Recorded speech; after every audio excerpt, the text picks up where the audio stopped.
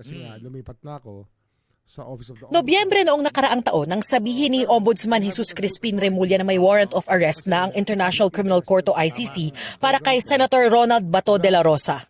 The ICC has issued a warrant against Senator Bato de la Rosa. Warrant of arrest. Warrant of arrest. Isa si De La Rosa sa mga tinukoy ng ICC na 8 co-perpetrators sa kinakaharap na kasong crimes against humanity ni dating Pangulong Rodrigo Duterte kaugnay ng drug war. Nagsilbing PNP chief ni Duterte si De La Rosa. Bago nito, naging hepe siya ng Davao City Police noong alkalde pa si Duterte.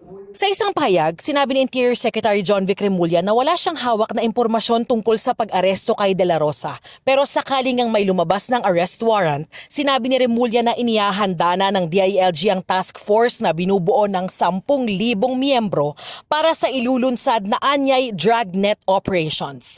Binanggit ni Remulla na nasa Davao Region si De La Rosa. Ang Justice Department, sinabing wala pa raw silang impormasyon ukol dito.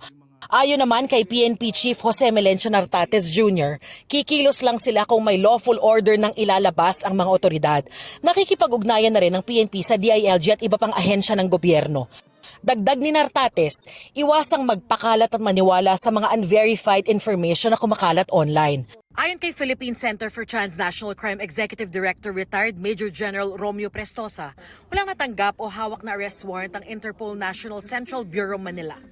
Sagot ni Palace Press Officer Undersecretary Claire Castro, hindi niya makukumpirma o maitatanggi na mayroon na ngang arrest warrant.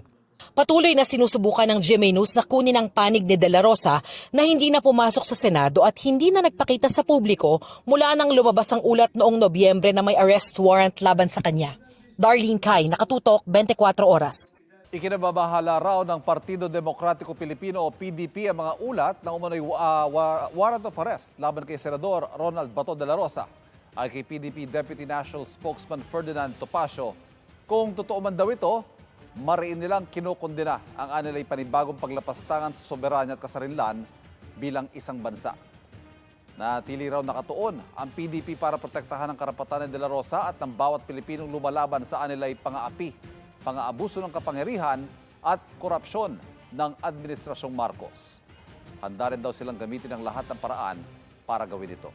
Mga kapuso, kapapasok lamang po na balita ayon sa International Criminal Court, wala silang inilabas sa anumang public arrest warrant.